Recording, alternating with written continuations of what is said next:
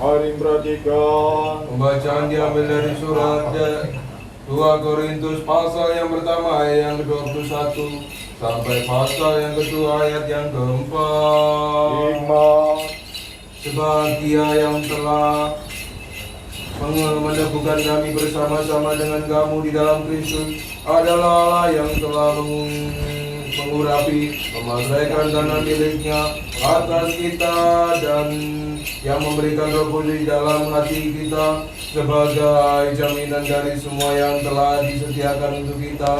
Tetapi aku memanggil Allah sebagai saksiku. Ia mengenal aku bahwa sebabnya aku tidak datang ke Korintus ya untuk menyayangkan kamu. Bukan karena kami mau memerintahkan apa yang harus kamu percayai, karena kamu berdiri teguh di dalam imanmu. Sebaliknya kamu mau turut bekerja untuk sukacitamu. Aku telah mengambil keputusan di dalam hatiku bahwa aku tidak akan datang lagi kepadamu dalam duka cita, sebab jika aku mendukakan hatimu, siapa lagi yang dapat membuat aku menjadi gembira selain Dia yang berduka cita karena aku?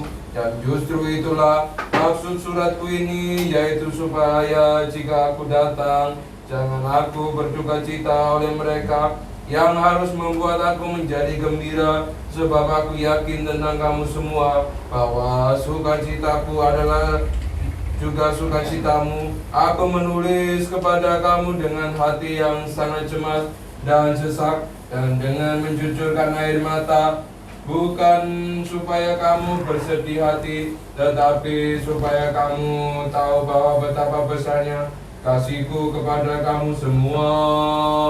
Damai sejahtera bagi saudara baca. Haleluya, haleluya, haleluya.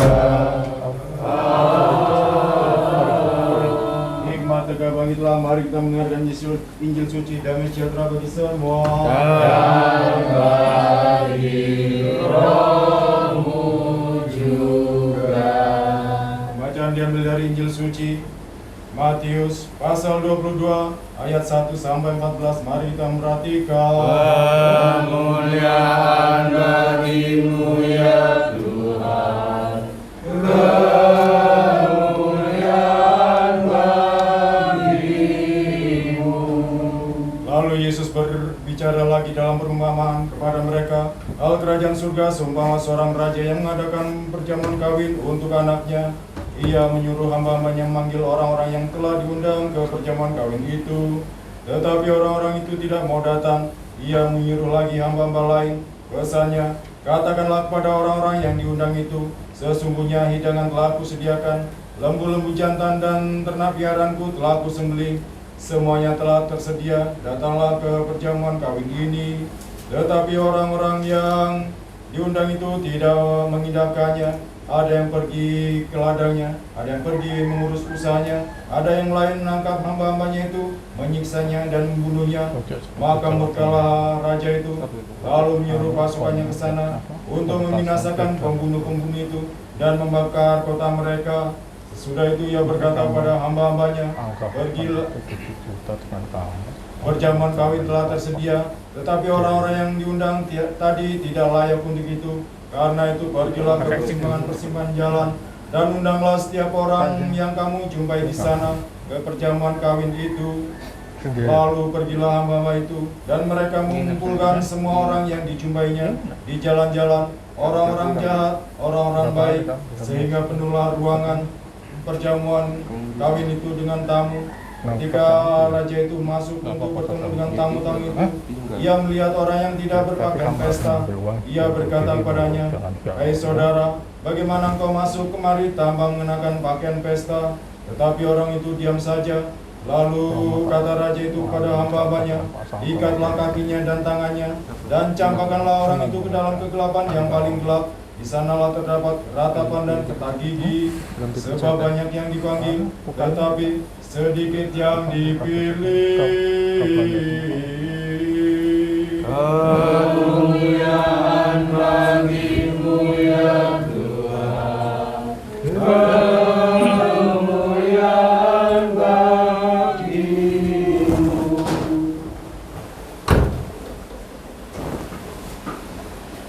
Ini nanti kalau datang semua nggak cukup, itu dijebol. Saudara kasih di dalam nama Tuhan Yesus Kristus, Shalom Aleichem, Bishem Hamashiach. Bicara tentang kekristenan adalah berbicara tentang kalbu, apalagi berbicara tentang kerajaan. Kerajaan yang dimaksud ini bukan kerajaan yang digambarkan oleh orang yang hidup di jagat ini. Kerajaan ini adalah kerajaan yang bersifat metafisika atau kerajaan yang ada di dalam ranah ilahi. Berarti kalau demikian, untuk memahami kerajaan ini, kita harus membuka kalbu kita. Kita harus membuka nos kita. Karena dikatakan di dalam Matius tadi, bahwa kerajaan itu seperti seorang yang mempunyai gawe untuk menikahkan anaknya. Kata seperti menunjuk pada artian bahwa kerajaan ini bukan itu dan ini, tetapi seperti. Bah, kata seperti ini adalah merupakan isyarat yang tidak bisa ditentukan bagaimana wujud dan bentuknya kerajaan itu. Jadi kalau demikian, apa yang kita lihat di jagat ini tidaklah bisa kita identikan dengan apa yang akan kita lihat nanti. Karena kerajaannya dimaksud di sini bukan masalah makan dan minum. Dan kerajaan ini bukanlah gedung yang mewah. Lantai dibuat dari marmer, tiang dari lapisan emas, dan ada permadani di sini. Barang-barang mewah ada dan tahta Allah ada di situ. Tidak seperti itu. Bahkan kalau kita melihat di dalam 1 Timotius 6 ayat 16 ditandaskan di sana bahwa tidak ada seorang pun yang dapat mendekati tahta Allah. Kalau tahtanya aja tidak bisa didekati, bagaimana sosok yang akan duduk di tahta itu? Pasti tidak dapat didekati. Maka dikatakan bahwa tidak ada seorang pun yang dapat melihat Allah kecuali anak yang ada di pangkuan Bapa. Itulah yang menyatakan. Terkait dengan kerajaan tadi, yaitu berbicara tentang belas kasihan Allah. Mengapa dikatakan menunjuk pada belas kasihan Allah? Karena orang yang mempunyai hajat ini sedang menyuruh para hambanya untuk mengundang orang-orang supaya hadir di dalam pesta pernikahan anaknya. Apa yang menjadi sikap dari orang-orang yang diundang itu? Sikap daripada orang-orang yang diundang ini tidak menanggapi dengan baik, tetapi berdalih bahwa saya baru saja membeli sawah, saya baru saja membeli kerbau, saya baru saja kawin. Biarlah saya menikmati apa yang kupunya. Nah, orang ini, hamba ini kembali kepada majikannya memberitahu bahwa mereka tidak bisa datang, Tuan. Nah, Tuan ini menyuruh hambanya lagi. Tidak ditanggapi dengan baik, tapi disiksa, dianiaya. Bahkan hamba ketiganya dibunuh. Sekarang masalahnya adalah, siapakah majikan ini? Majikan ini adalah berbicara tentang Allah. Siapakah hamba ini? Berbicara tentang para nabi dan rasul. Siapakah yang diundang ini? Adalah orang-orang Israel. Banyak dalih dari orang-orang Israel ketika diundang kembali kepada fitrah sebagaimana yang Allah tentukan dari semula. Tidak membuka kalbunya, tidak membuka hatinya, tidak membuka nosnya. Sehingga dengan demikian kegelapan ada di dalam batin mereka. Nah, orang-orang semacam ini adalah orang-orang yang tidak layak untuk diundang.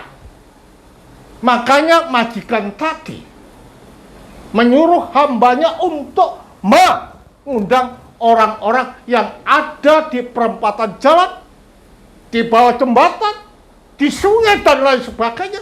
Artinya orang-orang yang bukan dari semula sebagai orang-orang perjanjian, yaitu bangsa Israel, tetapi orang-orang di luar Israel, termasuk orang Gatel juga, termasuk orang Semarang juga, termasuk orang Surabaya juga, Indonesia, Australia, Amerika dan lain sebagainya, itu diundang untuk apa? Untuk masuk di dalam pesta pernikahan. Nah, diundangnya mereka ini adalah harus ada persiapan di dalam kalbunya. Persiapannya ini diwujudkan dengan pakaian pengantin. Makanya para bapak gereja mengatakan pakaian pengantin itu adalah menunjuk kesiapsediaan memenuhi panggilan dari Allah untuk hidup mereka. Karena itu kalau orang tidak siap, dikatakan apa? Dikatakan supaya diikat tangannya, diikat kakinya, dan dilempar ke dalam lautan api, yang artinya menemui siksaan di dalam hidup mereka. Hanya masalahnya, saudara, bagaimana yang dimaksud supaya kita mendapatkan pakaian pengantin itu? Ada struggle di dalam kalbu kita. Artinya bahwa kita harus menyangkal diri. Makanya ada di dalam tatanan Jawa, ilmu kejawen kuno dikatakan harus ada tapa, berata, yoga, dan samadhi. Artinya apa? Artinya mengendalikan diri, tapi dengan tahapan-tahapan, agar supaya dapat memasukkan atma wesesa atau roh Allah itu di dalam kalbu kita. Nah, atma wesesa atau roh kudus ini bisa masuk di dalam kalbu kita kalau di dalam kalbu kita ini bersih, di dalam kalbu kita bening, di dalam kalbu ini senantiasa memberikan tempat bagi Allah untuk masuk di dalam hidup ini agar membimbing, menuntun, dan mencerai apa yang menjadi langkah-langkah kita. Sehingga dengan demikian Allah akan berdiam melalui rohnya di dalam kalbu kita. Karena itulah perjamuan kudus, baptisan, dan sakramen-sakramen yang lain itu memegang peranan penting di dalam kehidupan kita. Karena dengan mengambil sakramen perjamuan kudus, pengakuan dosa, dan lain sebagainya ini adalah merupakan sarana disucikannya, dimurnikannya, dan diteranginya kalbu kita supaya hidup sebagaimana Allah itu hidup. Berpikir sebagaimana Allah itu berpikir. Berbicara sebagaimana Allah itu berbicara. Dan bertindak sebagaimana Allah bertindak. Serta berkehendak sebagaimana Allah itu berkehendak. Jadi kalau demikian, pengertian anak-anak Allah atau pengertian dikatakan sebagai gambar Allah itu adalah menunjuk bahwa everything is spiritual. Segala sesuatunya adalah rohani. Cara berpikir kita rohani, cara berbicara kita rohani, cara bertindak kita rohani, dan kehendak kita adalah kehendak rohani. Itulah yang dinamakan dengan gambar dan rupa Allah yang ada di dalam kehidupan kita. Dengan demikian kita ini ngemban tugas yang berat untuk merefleksikan, memantulkan kehidupan Allah di dalam kehidupan kita. Makanya tidak ada alasan di dalam kehidupan kita untuk tidak baik. Baik cara berpikir, baik cara berangan-angan, dan baik cara berkendak. Tidak ada alasan untuk tidak baik. Karena ketidakbaikan ini di dalam pemandang gereja adalah sesuatu yang tidak normal. Normalnya manusia harus baik, normalnya manusia harus suci, normalnya manusia itu harus dapat merefleksikan sifat dan karakteristik Allah. Kasih, juga kita, dan mau menderita. Dan itulah salib kita. Jadi kalau demikian, kehidupan orang percaya ini adalah kehidupan yang mengemban kebaikan, yang merefleksikan pantulan sifat Allah. Dengan demikian tidaklah salah kalau Paulus mengatakan bahwa aku bangga bahwa rohanimu itu cukup luar biasa.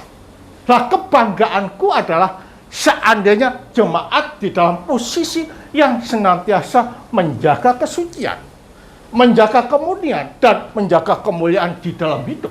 Karena itulah, saudara, jaga kalbumu, jaga nafsumu, untuk senantiasa hidup sebagaimana Allah hidup, karena itulah jaminan kita untuk dapat menghadap Allah tanpa rasa takut, tetapi gembira karena kita akan hidup bersama-sama dengan Allah di dalam diri Yesus Kristus di Kristus.